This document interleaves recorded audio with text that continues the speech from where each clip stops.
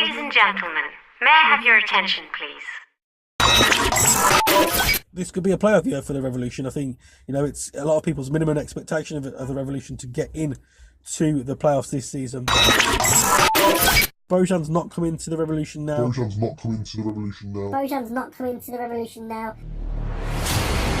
NERevsUK. All things Revolution from a UK perspective.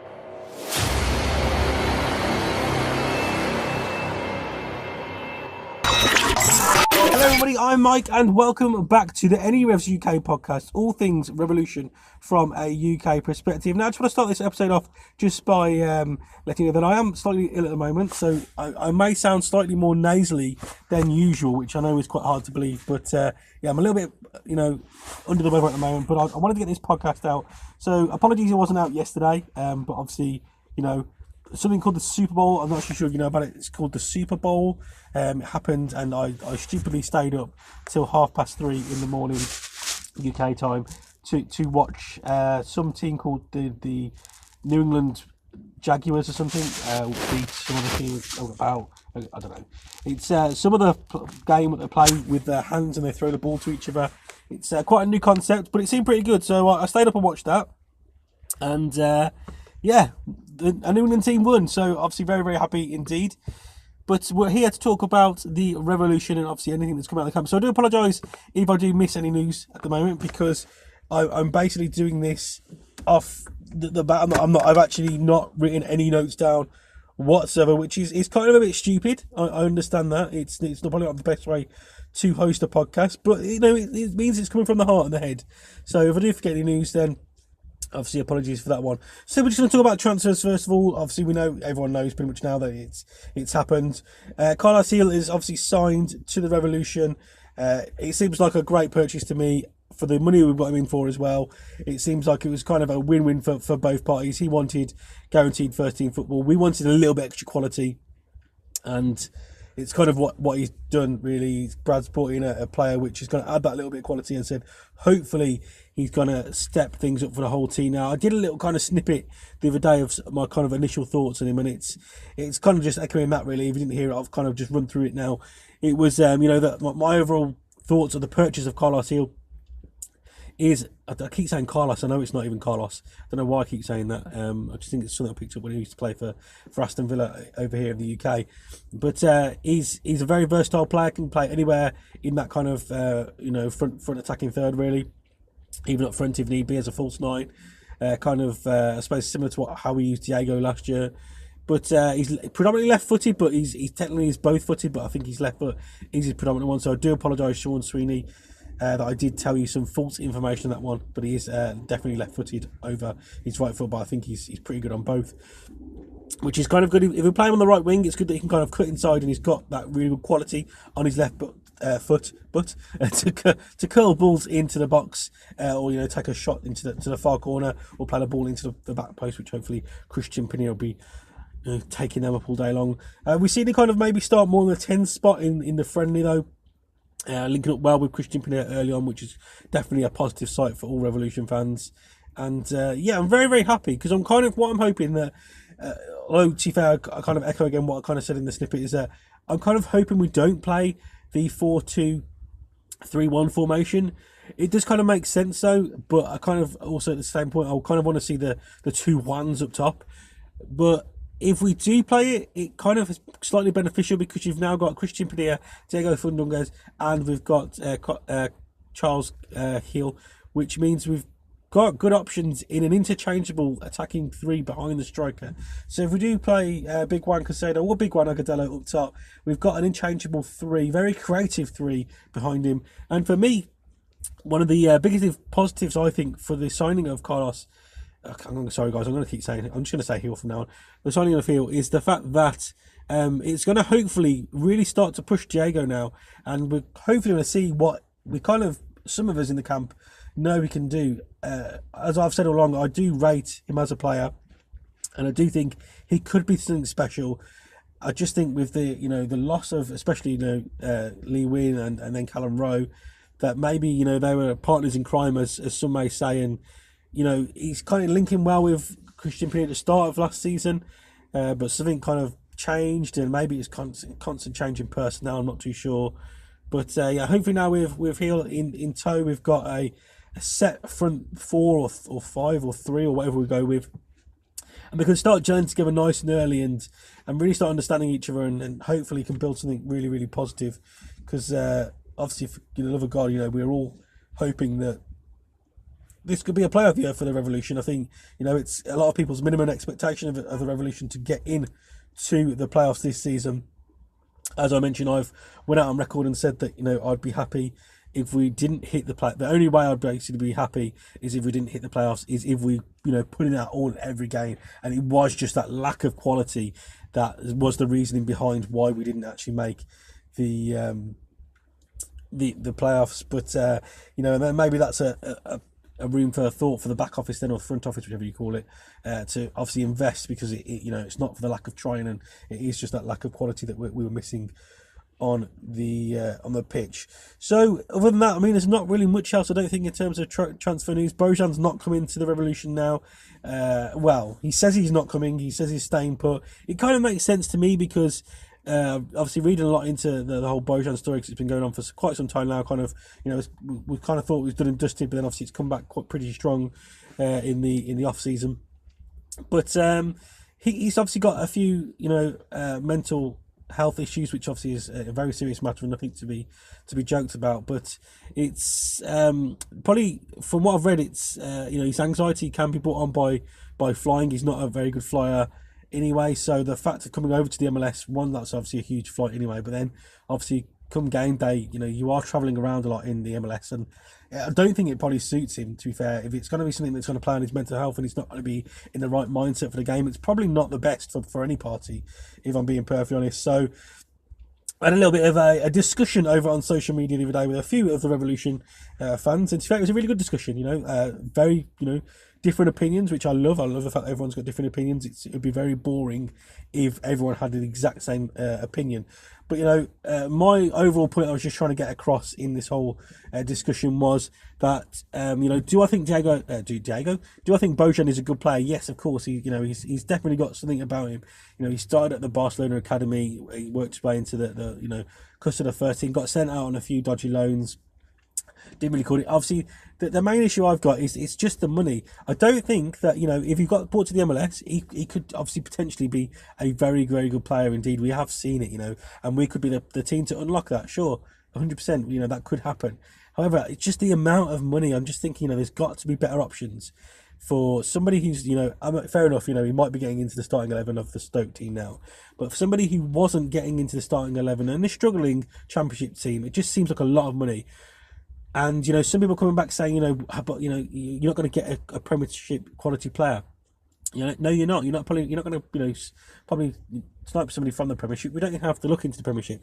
However, I would much prefer to take a Premiership bench player who has come off the back of 3 or 4 good seasons, who may just be, they've brought in some fresh new talent that's just better than them or younger than them, or they're just trying to try something different, trying different formations, so they may not fit into their system anymore. If they've had 3 or 4 good quality seasons of good minutes on the pitch, good outcomes from them minutes, then I'd happily take a 30-year-old Premiership bench player than a 28-year-old Championship player who's just not had a good run of form in the last God knows how many seasons. So that was the kind of point I was trying to get across with that one, really. So it wasn't the fact that I was, I didn't want to take Bojan. The money just didn't seem right to me. Nearly doubling his wages, I just don't get it for me.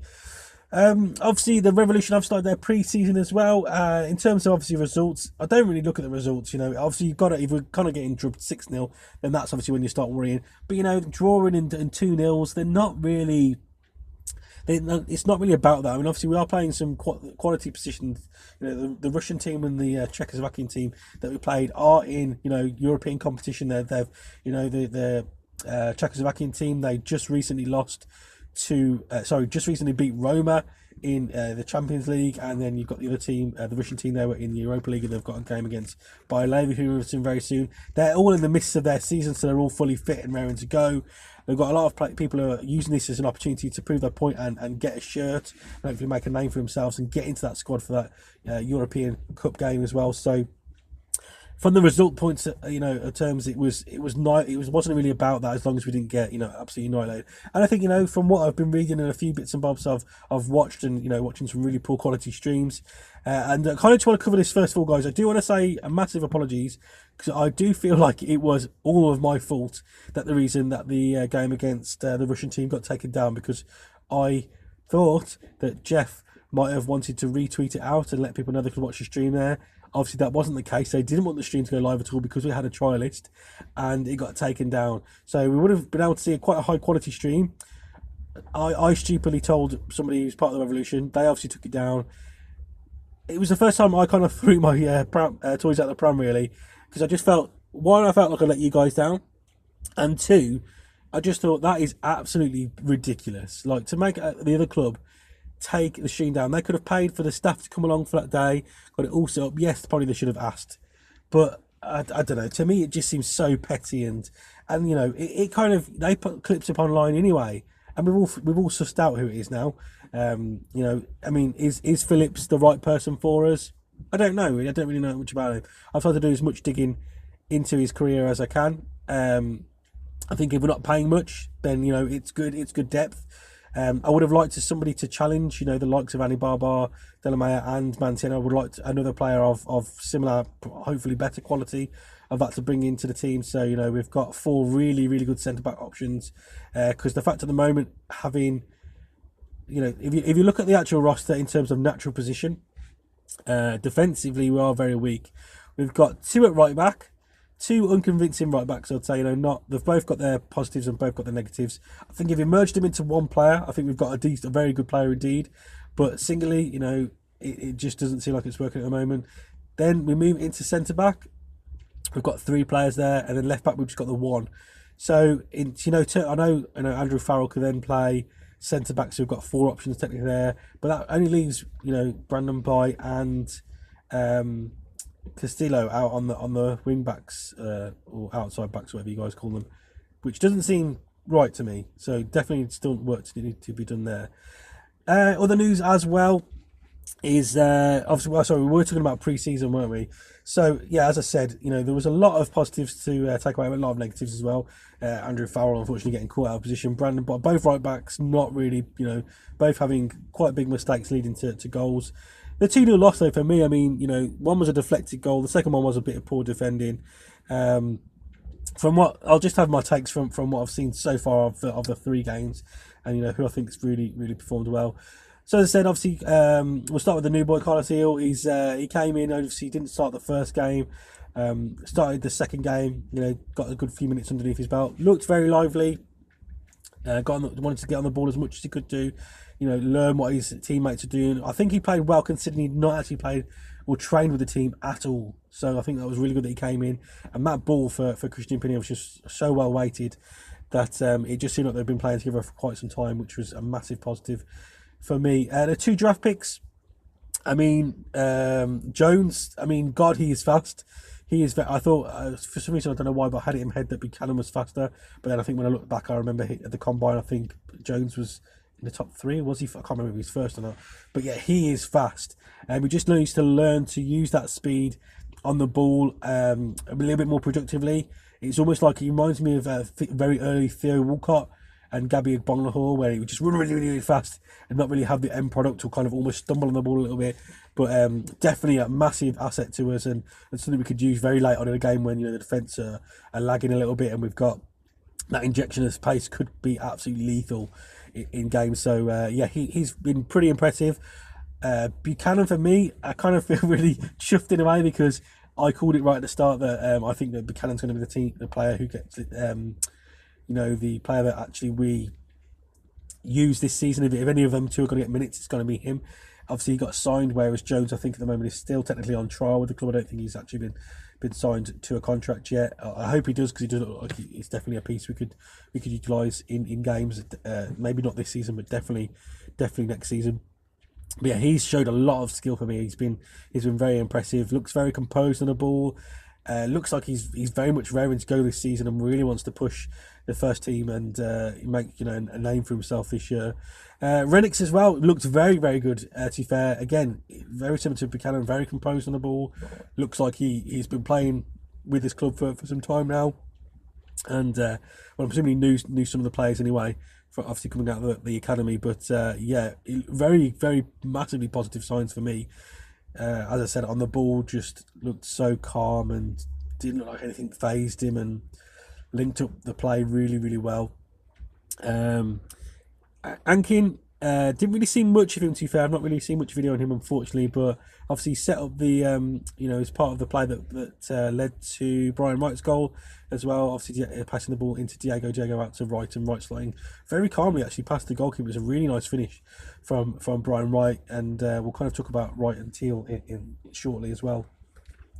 But it was all in all, today we've had some really good positives. Obviously, on the negative side, as I said, defensively, Somi not looking great. Although, to be fair, he hasn't been as bad as what I remember him being last season. So I suppose we can take that as a positive. But again, I just don't think I really want him, because obviously the amount, the resources he's taking up, it kind of warrants us having. I mean, I know I mentioned earlier about we've only got one left back. It's because I'm not counting Somi, because I think he's potentially on leave. But to be fair, we're drawing quite close now to locking down that roster, and he's still with us, and we've got no other option. So, as much as I despise to say this, I think at the moment maybe keeping Somi is the right option, because we need another option at left back, and I've said option there a fair few times in a row. But we do need to have somebody there, and at the moment it is him. So I'm just hoping he can just kick on and start. He's been with the team now for a year. Hopefully this season is the season that he breaks out and really pushes for a starting spot, and doesn't just sit on the bench and take the money. Well, not even sit on the bench. Just sit at the club and take the wage packet, because that's very, very annoying indeed. Who else stood out? Agudelo obviously came in. Sado as well. They picked up knocks, so they only played a fair few. They didn't play very much at all, to be fair. Zachary Harivo, again, I'm still not overly convinced in him. I kind of want him to do really well, and I always remember when I play on Football Manager, I always want him to do really well as well. But I just don't know. I don't know if he's an MLS player. Again, I don't think he's had a long enough run in the team to kind of prove it, but his age isn't really on his side. You can't really call him an up-and-coming promising youngster. So I don't know. I don't know. I think this is going to be his last season. If he doesn't break through this season, I think unfortunately it probably is going to be Zachary Harivo's last season with the New England Revolution. But it's, as I said, it wasn't the result. It's all about the learning each other's game. Getting back to game fitness. That's what it was all about. Just the fitness, getting them ready. So when we start the season, that we're ready, because we're going to be playing this high press potentially again. And if we're not there or thereabouts, we haven't got a plan B. Well, hopefully we'll have a plan B, but at the moment I'm not too sure what that is. So I don't think there's much else. I've got some questions that have been asked over on the social medias, but I don't think there's anything else that we kind of really need to cover at the moment.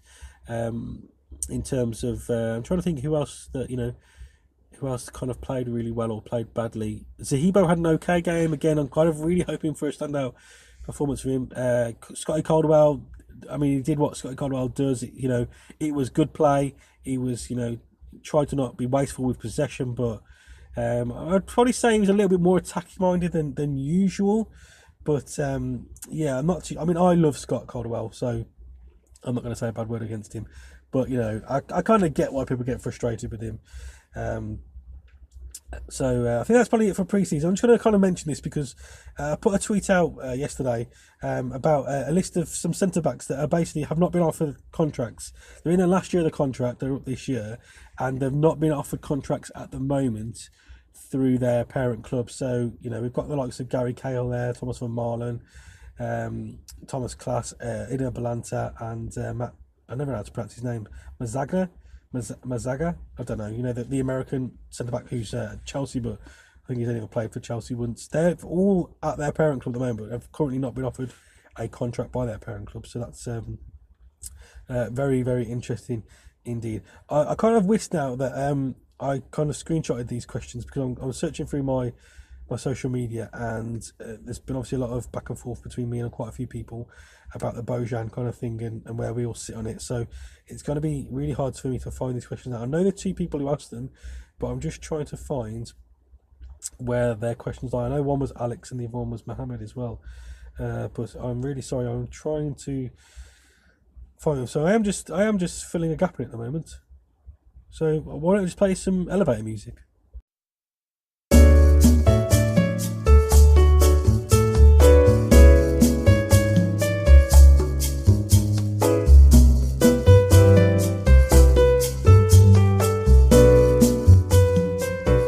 So very, very sorry about this, guys. I can't find the questions, and it seems like I may have deleted the tweet as well. So I don't understand what's happened there, because I honestly don't remember doing that. It may have been in the haze of the Super Bowl. I'm not too sure, but yeah, very, very sorry for that. So if you have got any questions for the next podcast, then please tweet them me and remind me to screenshot it as well, because I've just completely lost it now. So apologies for that. I honestly can't even remember them either. So really, really bad podcast hosting duties by me there. I'm basically not doing anything, so I've not even wrote anything down for this episode, just off the top of the noggin. But yeah, I'm pretty certain that's all my kind of takes I've got to take at the moment, because I could just ramble on forever about a lot of other things, but I kind of think I should save that, because I'm not too sure what I'm going to have for next week's episode unless you guys ask me an absolute ton of questions. Obviously, it doesn't have to be revolution-wise. It could just be about my personal life, and I'll try and fill you in as much as I can, or about England, or anything you want to ask me, then please don't hesitate to let me know. Anyway, guys, I've rambled for a good old 20-odd minutes or so now, and you're probably absolutely bored of listening to this English lad talk absolute crap about a team he probably knows very little about. So anyway, but if you have somehow enjoyed this episode and you want to hear more, please don't be afraid to subscribe, like, follow, share, and all that kind of good stuff. And yeah, I'll catch you guys next Monday.